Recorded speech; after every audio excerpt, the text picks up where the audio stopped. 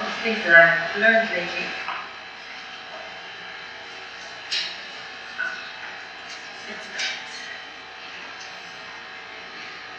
Meet the young Ismar David.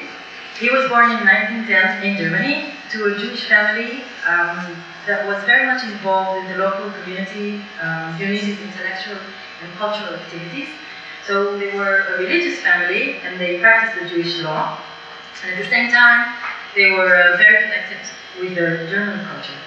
In 1928, Ismar moved to Berlin. You can see him here in the picture. And he studies at the University of the Arts. And he studies there from the finest book craftsmen of that time. And it is there when he first learns the importance of understanding the culture and the tradition of letter forms used in writing. In 1932, he enters and wins a design competition for the Jewish National Fund. This is a fund that invests in the development of Israel, and every year they publish a book for the donors. So Ismar's design for the cover gets chosen, and he takes up this opportunity to travel to Jerusalem and supervise the printing of his work. And meanwhile in Germany, the Nazi Party raises to power, and so Ismar stays for the following 2 decades. Isn't that really in Jerusalem?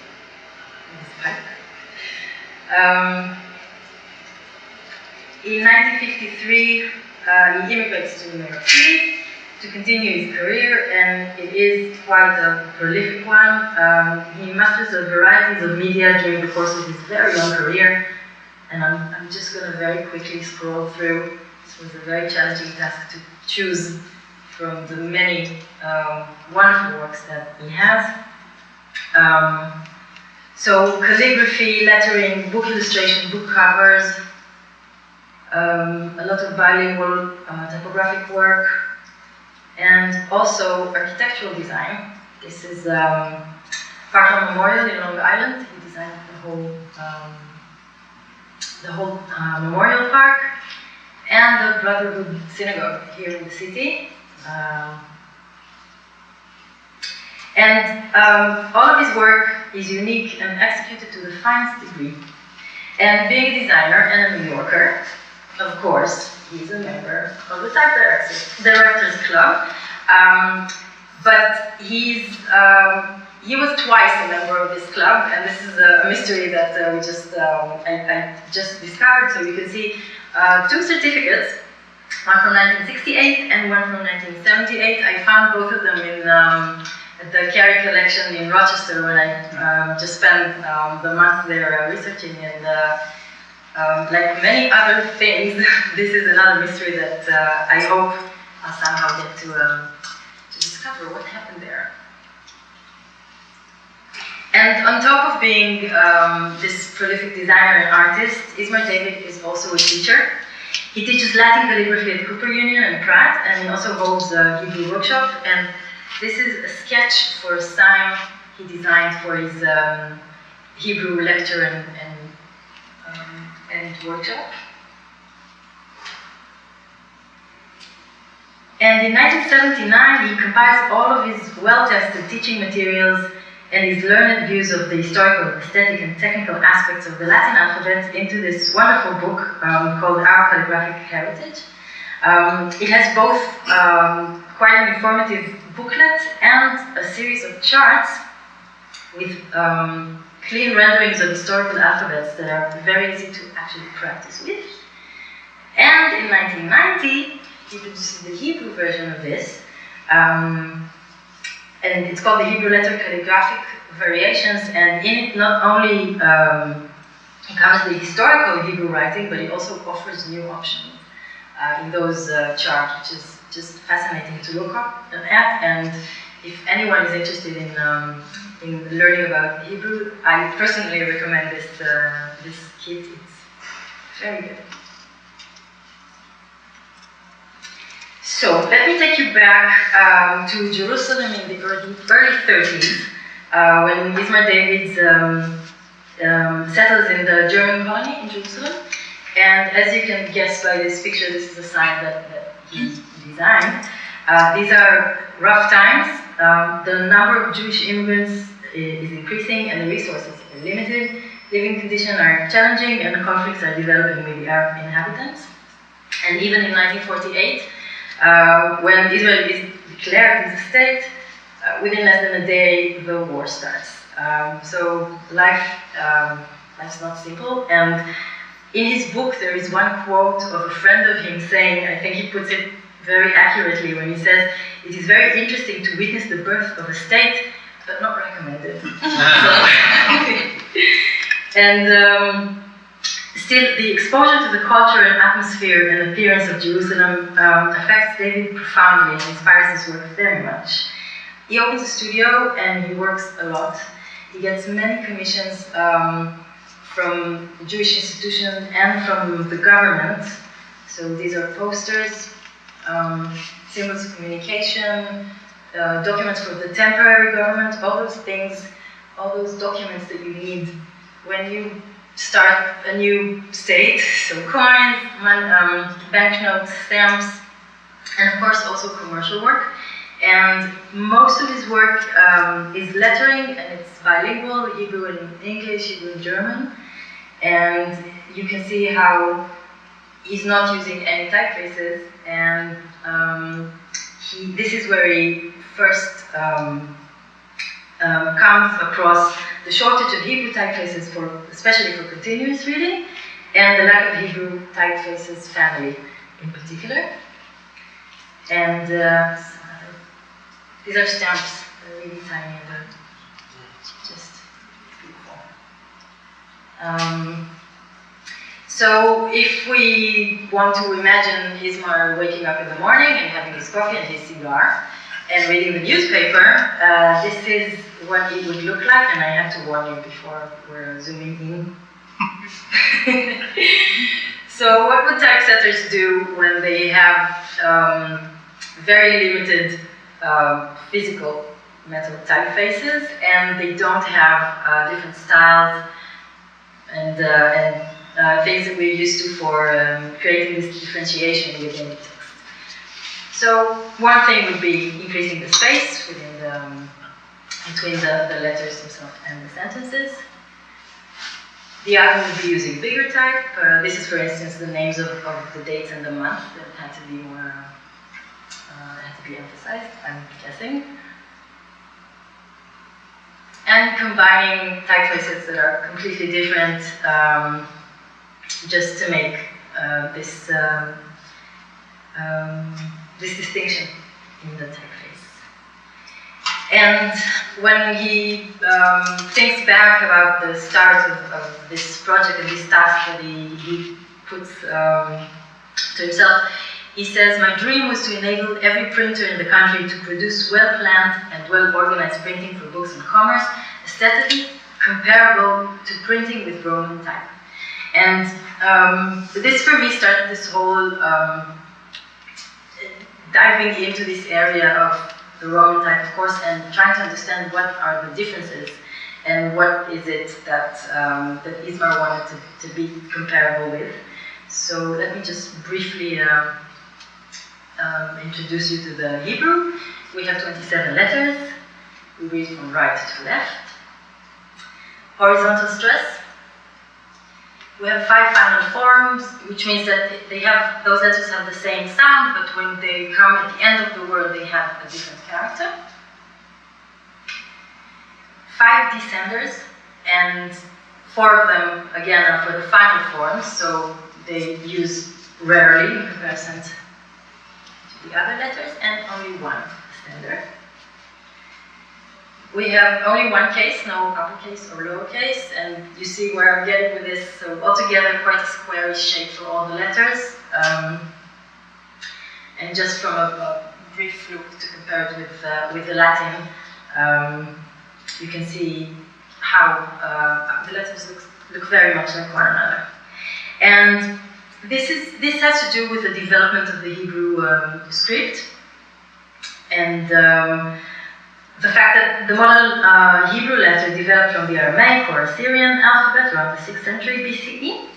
It was the language of the Israelite, the Judean people, when around 200 BCE it died in the spoken language and was restricted to religious practice. It was only reintroduced as a spoken language around the 1880s. So what we have here is a long period of time where Hebrew is only read and copied. Nobody speaks it, nobody uses it on a day-to-day basis, and the scribes were authorized to write in Hebrew, would be copying religious and biblical texts, but they would not be allowed to change the shape of the letters, because the shape itself is divine, it is holy, the script is sacred, and nobody is allowed to change it, even at the cost of readability. And this is how the shape of the letter forms was fixed and didn't undergo this natural evolution that a secular script would undergo, for example, like the Latin script. And you can imagine the shift from written form to movable type from this point. So early punch cutters had no clear model, and most of them didn't know Hebrew. They weren't familiar with the script at all.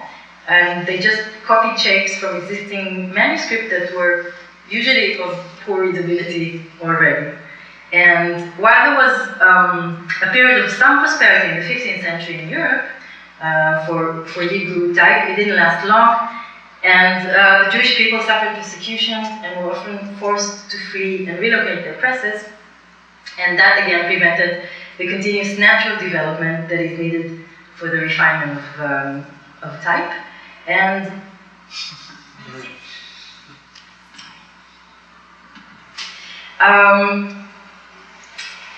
eventually this leads for the shortage in Hebrew type up until today. So, you can imagine how excited I was to see this image for the first time. This is from the book The Work of Ismar that has all of his samples of all of his work.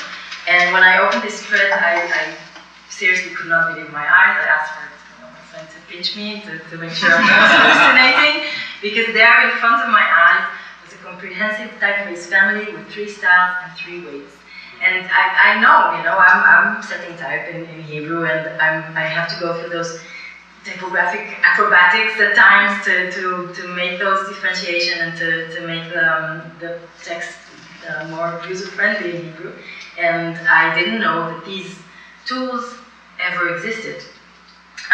So that was the starting point of my research, and I have to share with you that, as you can imagine, the archives of Ismar David are enormous. There are piles of folders and boxes and many, many materials, but most of them, if not none of them, not all of them, are dated, titled, or annotated, and this is quite a frustrating situation to kind of conduct your research. However, it's very exciting. I get to put my detective hat on and just look for as many things as I can and dig up more information and come up with educated guesses. And it's important for me to share this with you because this is an ongoing research, and I'm still looking to validate some of the things that I think I see, and I hope to get more information. Okay, so let's zoom in and talk about the design itself. And let's talk about the situation that Ismar was dealing with in the 30s in Jerusalem, and what typesetters actually had. So we're talking about mainly 2 typefaces that were made in Europe, and was very much influenced by the fact that they were made there. The top one is related to the Ruba typeface. This specific one we don't know, and the bottom one is funkier. And I want to emphasize the problems with this particular typefaces. So if you can look at the Resh, this Hebrew letter, you can see how much it's influenced from the Gothic style that was very popular then, and how the contrast is very, very big, and since we have horizontal stress, look at the leg of the letter and how thin it is, and how it makes all this this letter form look very unstable and fragile. And moreover, this thin line sometimes wouldn't print at all. So the letter would just disappear. In 1910, the Typeface is being published, and although it's considerable improvement as far as readability goes, it still has its own shortcomings. So first of all, the contrast is a bit smaller, which is good, but this typeface was very much influenced by Jugendstil and Art Nouveau, and it's very much decorative, and when used in small sizes, it would create a very dark texture on the page. So again, more challenging to read. And what Ismar is doing is not trying to fix this, but deciding to have a completely different starting point, which is to go back and research and investigate and understand Hebrew letter from its origins and learn from it. And there is something with his calligraphy books that when he shares his philosophy about writing, and he says, well, this is summing it up, but he basically says he studies the letter forms, he understands them, and then he makes them his own. And this is his philosophy, and I think you will see this with this design process as well. So what I'm showing you here is a segment from the Dead Sea Scrolls. This is one of a list of archaeological findings that were discovered in Israel around the time that David was working on the Typeface family. So it's fair to assume that he came across these materials, and because the shape of the letter forms was fixed, I can read what's written here. And I chose one word, and I want to show you. So the top word is from the scrolls, and the bottom word is David Hebrew. And I want to show you how the shapes correspond with the original writing of the Hebrew. And to compare it with the front wall, which was, once it was out, it became very popular, and it still is very popular in Israel for Hebrew readers. Most of them are most familiar with this typeface. And look at the instrokes. In Hebrew they're called tags. And look how different they look, and how decorative they are for the front reel, and with the David Hebrew, how they correspond with the reed pen and with this movement to the right. And on top of that, look how Ismar David is introducing variety to those letter shapes that are very similar to one another. And instead of what's happening with the front reel, on top of just using the same shape of the tags across all the letters, we can see in the David Hebrew the actual movement of the writing and how this varies the shape of the instrokes. Of course, the contrast is much smaller. It's almost monolinear, even if it's not. The other problem, as you can guess, that we have in Hebrew, on top of the fact that all the letters are pretty much similar to another, we have specific couples or groups of 2 or 3 letters that are extremely similar to one another. And this is a sentence out of a book that was printed in 1476 in Italy. And these are 2 different letters. Yes. So again, they're on top, David Hebrew is at the bottom. And you can see those areas where he puts this completely different treatment in order to differentiate between the letters, when in the front reel on top, you can see it's pretty close. It feels like the strokes just going to the side, while in David Hebrew there's this diagonal line and this kind of movement back and forth in the bed. Okay, my personal favorite, the italic style. This is something that is still considered very rare. There are typefaces that are slanted in Hebrew. There's a big discussion which direction they should be slanted to, the right or the left. We won't do that now.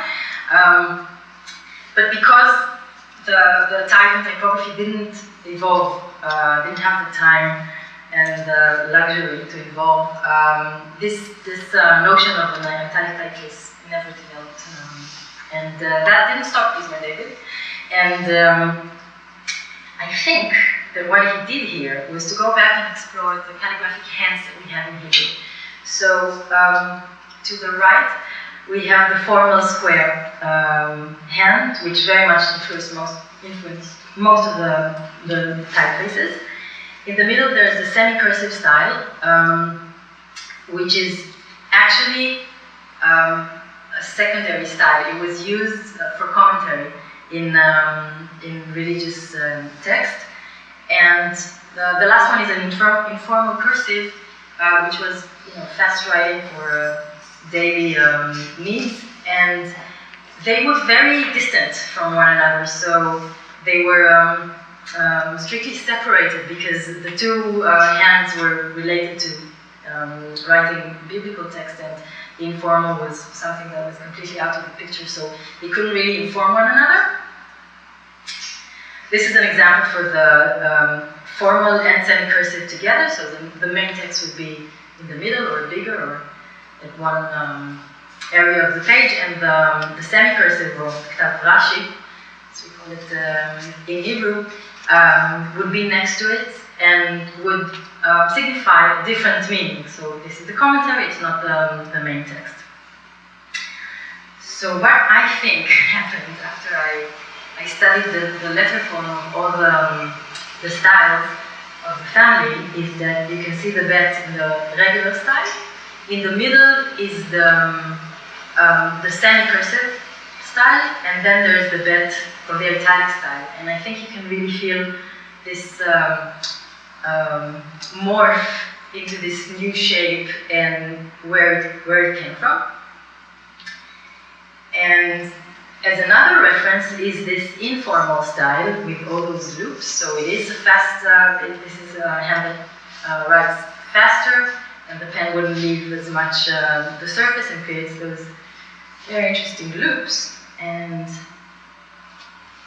I think this is what may have happened again with this designing of this new letter form that is combining all of this information into one letter. And the last style, the monolinear. Again, I think we can see the correspondence with those inscriptions and mosaics in Hebrew. And of course, there were many sketches. We don't have many of them. The ones we do are again undated and titled, so a lot of guessing is going on there. And not very much to say, perhaps, apart from the fact that we know that they were all designed simultaneously. So again, this concept of designing a typeface family, which is one system that all the styles and the weights share the same proportions. This is at least one thing that we can say about these sketches. And another wonderful part of this process is that it took 2 decades from when Ismar David started the design process until it was actually produced. Again, rough time, there was another war in the middle, and it was produced in New York. And during that time, Ismar David doesn't keep his sketches in the drawer. He realizes that most of his readership is used to those typefaces that I've shown you before, and he is creating something quite innovative. And he tests it. So in his commercial work, he's pasting up his new design as if they were type, and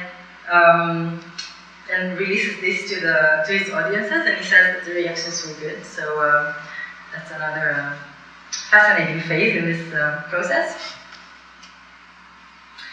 And as I said, in 1954, the type is being produced with Intertype in New York. Only the regular style and the italic style at 12 point. That's it. And when it comes to Israel, it's becoming very, very, very popular.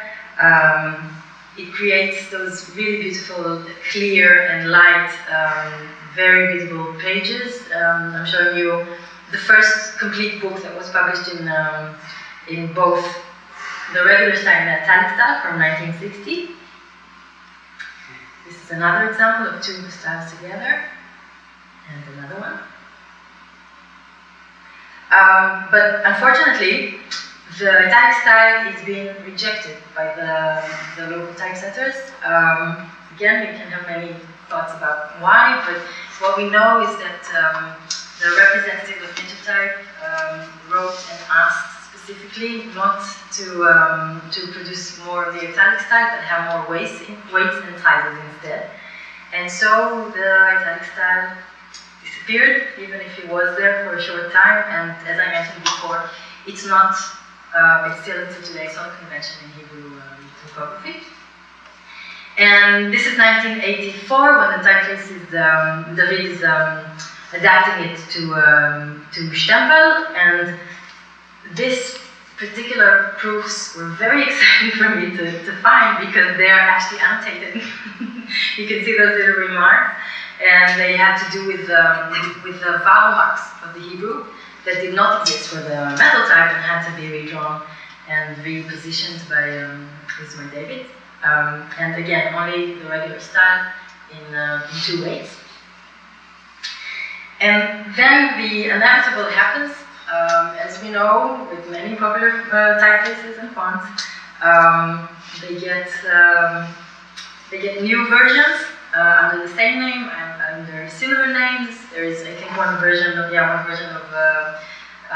that was released in '82 and was called Duvid, for example. And I'm showing you one of many, but this is actually versions that I believe influenced very much the perception of the David Hebrew in Israel, because it was shipped with Microsoft Word in 1990, and it was the default typeface in Hebrew. And you can see the top Aleph is the original David Hebrew and the bottom one.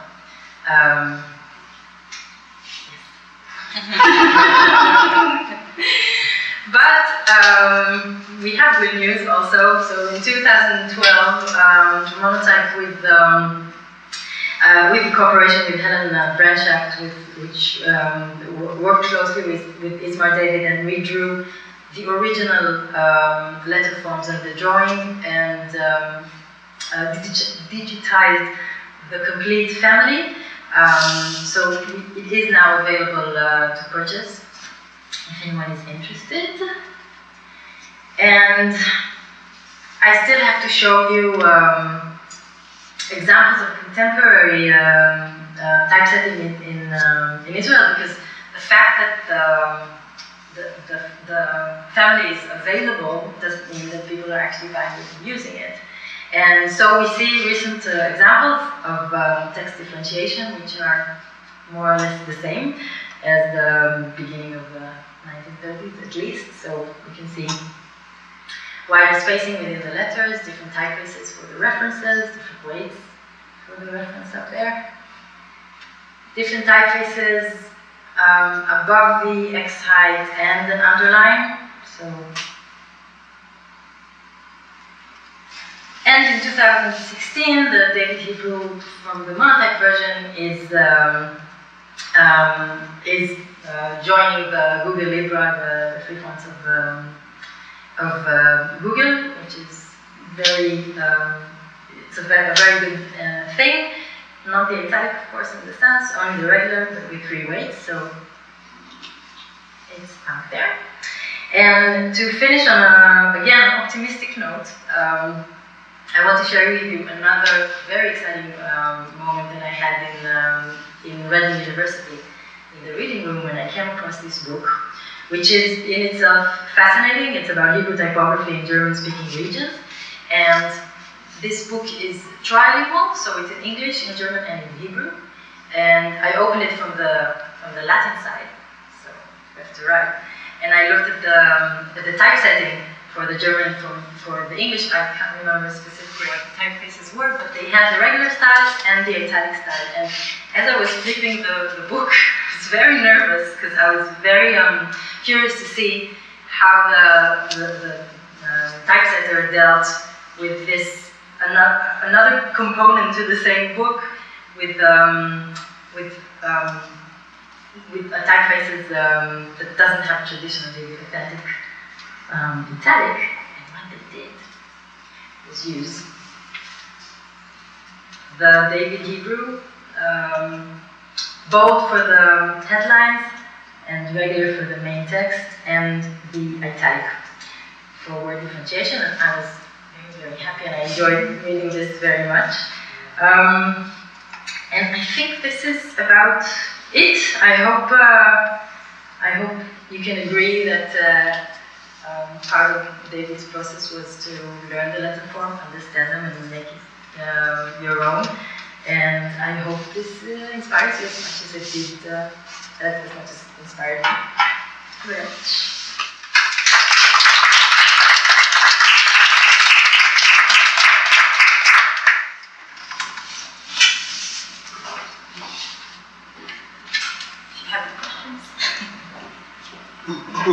I know. Yes. You're talking about the argument between it says it's slant to the left, slant to the right. I think that Ismar was more persuasive about slanting to right, and I'll tell you why. Mm-hmm. When he would write the mem, Mm-hmm.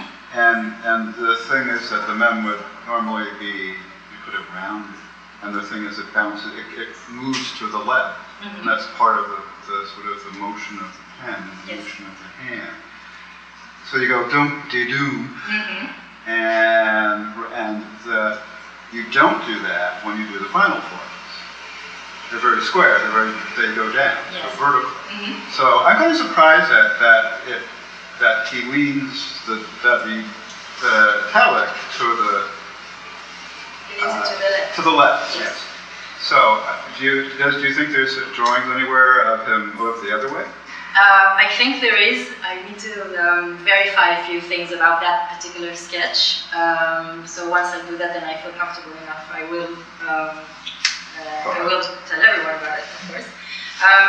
This is, again, a fascinating debate, and it's ongoing, and I don't think it'll ever go away. That's good. That's and fun. it is good. But from what I learned so far, so there's two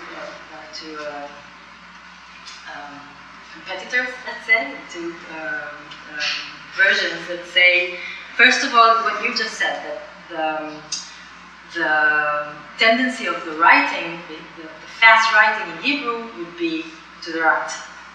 And therefore, just like you said, when you write with your right hand, if you're not left-handed, then most of the people would have that tendency to the right. Another thing that that you can think about is the fact that, do you know how we have that, as soon as the desktop publishing came to be, there was this I button that would mechanically slant Oh, yeah. all of our typefaces. I think for the Hebrew, it was only to the right. I think that there wasn't an option to choose which way it mechanically slants, you couldn't choose how to deform your letter, you just had one option. And that might have became a convention. People maybe got used to reading it like that.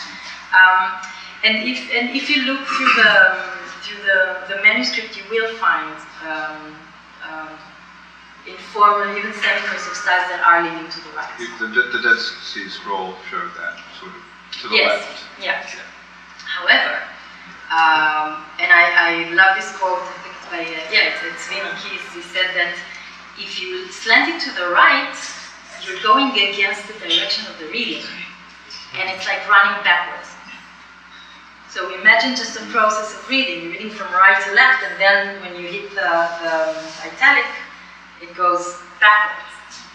And I tend to agree with putting the reading direction over the writing direction. So the top specifically because again, this direction is not something that really evolved into something coherent or into some way, some sort of a model. It was, you can find many places from all over the world, the Jewish communities scattered all over, and their writings were influenced by the area they were living in. And this brings up a lot of variation. It doesn't necessarily mean that these are the things that would prove to be, good or work better for type. So there are different arguments, but sure, we just need to make more. Just need to make more typefaces and test it for ourselves. Do you draw it yourself? Do you draw typefaces? You've been at Reading. So. I've been at Reading. I drew one typeface, and then I saw this amazing work, and just realized that I could never do it again. Well, it's a starting point. You might as well build on. Yeah, there are some designs, and I'm super excited about the research now. So I'm putting most of my energy there, but. They are kind of making voices from the drawers. They will eventually they'll get my attention, I'm sure. Yeah. Yes. So the letters Hey, Chet, and Resh. Yes. If you're thinking of standardizing typography, are you approaching it from the same thing and saying, well, Hey comes first alphabetically, but a Resh is basically a Hey with the other line missing, and a Chet is basically a Hey with a complete line, or are you just saying, like, how are you approaching those letters that are so similar? Yeah, so first of all, the writing, it has so much information when you just draw the letters and use different tools and see how that affects. And there are some things, I can tell you the Resh and the Chet and the Taf, for instance, which are again very similar. What David did was take the second stroke of the Taf and curve it slightly inwards, which is something that makes sense. Could use your tool to do that, and that would create this differentiation because it wouldn't be just the same letter, the Chet, with another just added stroke. These are the challenges, and I think this is what makes this whole process so fascinating, because you have those boundaries. I guess in any type design, it's the same thing. But those letters, and yeah, right, like those are four very simple. Yeah, adding that, four very similar. So just trying to kind of find those little things that would actually put the emphasis on the things that have most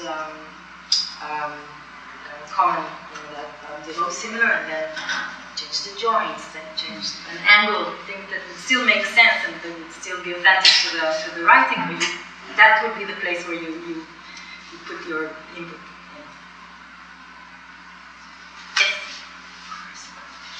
I'm just wondering if you have any thoughts, any theories about why the italic the semicursive was rejected? Nothing again that I feel very comfortable talking about.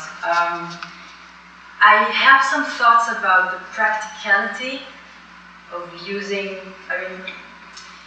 again, we have to kind of take ourselves back in history and in time and imagine the atmosphere and the fact that there's no time and no resources and sometimes no paper or no ink. These are the kind of things that I'm thinking about, and I'm trying to see how things became conventional or not.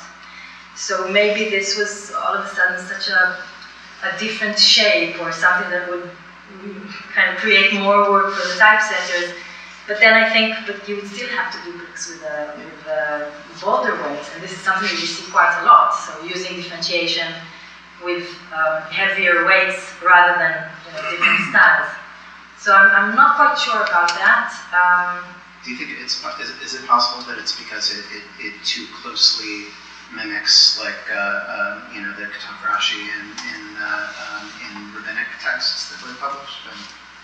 And then it felt more traditional. They wanted to distance themselves from. Perhaps. perhaps, because this is again a very interesting point. So that was the time where the people in Israel were writing their new narrative. They were these new Jews, the Zionists, and they did everything they could to detach themselves from everything that was old and traditional and biblical. And that was a part of, I think, what made David Hebrew so popular. It was modern. It was something that didn't look like the Merubah and those Gothic typefaces that they would see in Bibles.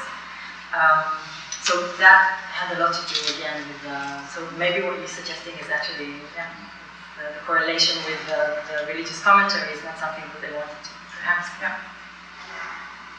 So he published a book about calligraphy, and was that after the Dead Sea Scrolls? Yes. So the type design work that he did that resulted in the David Hebrew typeface. Yeah. Did he document that kind of like script logic and design thinking that translated the calligraphy into the type? No.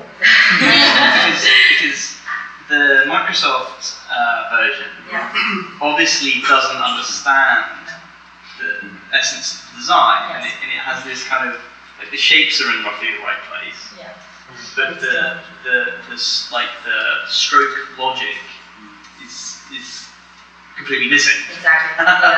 I can tell you this. Before I went to work in the archives now in this fellowship, I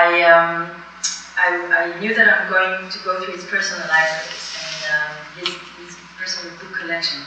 And I dreamt at night that I'm finding, this booklet or article in the newspaper with just, something that says David was here. I couldn't find any of that.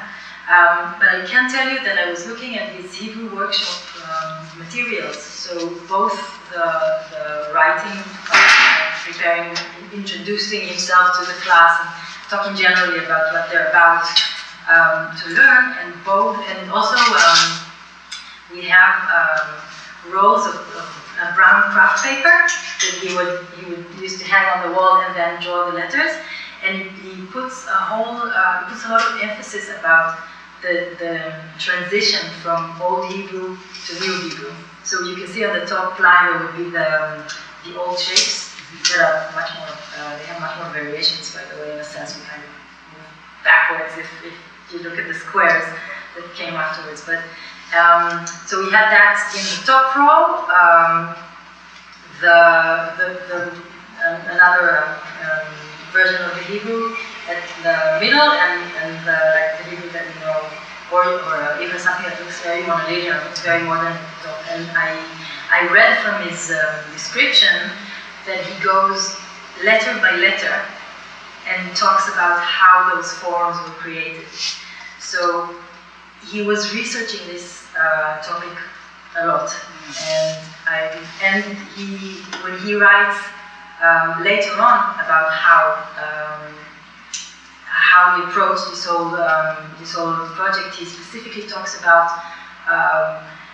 saving the Hebrew type from the bad treatment that it got in Europe when it was so departed from the original forms. So I have nothing to prove you, but I think we can see that. Yes. So continuing on the Microsoft version, it has flaws that are very common when designers are not proficient in a certain writing system. It's very common in Hebrew typefaces currently, or still released by Adobe. I think it has very visible, it's kind of like color by numbers, where if you're in stroke, you don't understand the writing system and the hand gestures. So it's pretty evident in those versions. Arial Hebrew is probably But there's an interesting phenomenon that happens now with new Hebrew typefaces that they use the Latin stress. I don't know if you've seen this. And this is interesting because it's very, very popular. People love it, they use it a lot. And that's it has typography. That's got to be display typography. Can't be texting. Yeah. That was 3,000 years of tradition. Yeah. Did Ismar David write about the other versions? No. He never publicly commented. No. What? The other versions, like Microsoft. Yeah. Oh, He no. didn't write. So the only things that we have that he actually wrote was either letters that were written to him and he replied. So people from Israel that were inquiring him specifically about his time. And there was an event that Typeface were doing for him. It was called Ismar David Day. And yeah, it was in '74, and he wrote a speech. So we have the drafts for the speech, and there he goes through his describing the process. I haven't found yet more than these snippets of things. Maybe they're out there. I certainly hope so. Yes. So, I don't know, can I ask a more general question? So since this very productive period in the middle of the last century, when you have like David and Hadassah and Korah all around the same kind of window of time, how has the situation changed, or has it really changed up till today in terms of typefaces for continuous read? It's a very good question. Personally, well, I don't know, it's that frustrating because things take time. So we have new typefaces and more independent type foundries that are coming up, and I think very popular. So they're very, speaking with the audience and designers, buy them and use them. You can see them. You can see new things. But also in book typography. Okay. I don't know. Actually, I don't know if the book typography, let's say like this, when we design in Latin, we make sure to do this distinction between the book typeface and display typeface. I'm not sure, I might be wrong, and I haven't been in Israel for quite a while, but I don't think that there is such a, I mean, there would be, this is a display typeface, but when you go down to the details.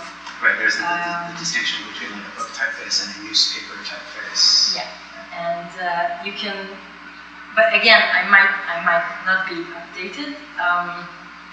I think that the thing that I did notice is, and maybe it doesn't mean a thing, but some of us use the names of the styles in weights. So book or regular or display within the family to kind of, as a tool for the user to kind of suggest this was designed for the headline, this was designed for a page, and so on and so forth.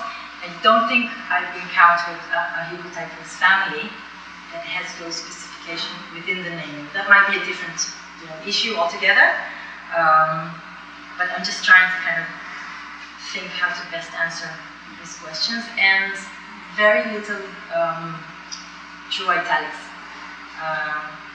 But I think things might be starting to wake up, which is great. Yes? On the italics, I mean, really, there's a huge history of cursive. Couldn't somebody do that? What is the problem? Come on, I'll tell you what the problem is. If you know Liron Lavie-Toukanet, she's a colleague of mine, and she also deals very deeply with this subject. And in her last talk, I think she gave this brilliant description of what's happening today with Hebrew typography, and she called it the vicious circle. And this is exactly how things look like. So italic is not a convention in Hebrew typography. So typesetters are not looking for it, so they won't be buying it, so type designers are not designing it because nobody would buy them. And this is something that feels stronger than us, because who would go and add another style and an italic to his family when he knows that he would be working on it for years and nobody. What's a year or two. Yeah, okay. I'm hoping this could change, and I'm hoping, you know, we'll have some even charity work or whatever. And again, you know, it makes you think how does a typographic convention even happens? How do you introduce something that doesn't have this this long tradition of this slow evolution? You know, it may sound not very nice, but I often describe things that I see in Hebrew type or design as sketches. And if you think about it, essentially this is what they are. We didn't have this luxury of time and sources for this, you know, field to be developed when you compare it to the Latin. Let's put it, you know, like this. Because, for example, if you look, so the Hebrew was asleep. I don't like calling it dead for that portion of time, because if you look closely, you can see how scribes did deal with the fact that they wanted their Bibles to look nicer, to be more expensive, you know, make more money out of them, be more distinguished. And you can see some sort of evolution happens there within the constraints of these holy forms. But all of that didn't happen for the language that we speak today. You can even feel it with the language itself, with the vocabulary that we have in Hebrew. It just, you know, once you start thinking about it, it's a very deep hole. It doesn't end. It's fascinating. And maybe the Hebrew doesn't need an italic. Well, it needs something else. Too. I don't know. English doesn't need an italic. Maybe. Roman type doesn't need an italic. Yeah. We could space it out like everybody else in the world. I think it would take much longer to read. I don't know. Maybe it's my personal thought, but when you have spaces, I always kind of why are you stopping me? I'm in the middle of reading this and all of a sudden you have one. Yes? Did you speak with Helen Franchuk? You mentioned her. Yes, so she's been amazing through all the period that I was writing my thesis and afterwards, because I had never stopped researching. And during the month that I was in Rochester, we were emailing one another daily. I was taking pictures, she was telling me this, she was telling me that. And I'm working with her also for the time that I'm here. And there's so much work. There's so many more things to see and to think about and to kind of, you know, try to learn more. And it's super exciting. Yes? I had a question about the monolinear style. Yeah. Because it seems like if he was looking back to old styles of Hebrew calligraphy and lettering, that even something like the Dead Sea Scrolls could inform a non-monolinear style. And it seems visionary, or like sort of like what's still happening today, of being in the process of discovering new ways to express Hebrew. Yeah. Was that something that was embraced by people? Do they know what to do with it? Was it ever used widely? No. Again, many questions that I wish I had the answers to. What we know is that he didn't produce it with the intertype. So we can speculate many things. Maybe he wasn't pleased with it. Maybe they couldn't afford it. I don't know. But the fact is that he was never, and he actually writes about it kind of regrettably, because his dream was to have a type family that is comparable with Roman type, meaning a sans serif equivalent. That never came out to the public. I can tell you that I think that I've found later versions of this style, which is again amazing. I think that the proportions are the same, but the strokes are more calligraphic, and maybe you can assume that he wasn't either finished or pleased or just continuing his work. But there's more versions of it. And in my personal opinion, I think, and you described it very well, it feels like the odd one out. It has this really strange appearance to it. I haven't seen it, I've seen it in proofs and in specimens for text, and it would be, to my opinion and taste, more of a display or something more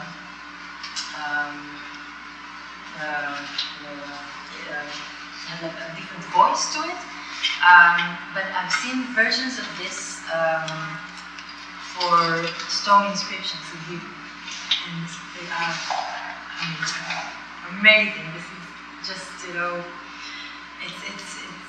it's fascinating to see, those old, the echo of the old forms with those inscriptions translated into something modern and very readable and very beautiful. So, I hope that answers the questions. And to know that he was designing architectural things too. Yes. Seems really It's, this is like my next thing on my list. So the Brotherhood Synagogue here in New York City and Pine Lawn in Long Island, which is the whole memorial park. We pretty much did everything there. Looking forward to that. No. Thank you so much. Wow.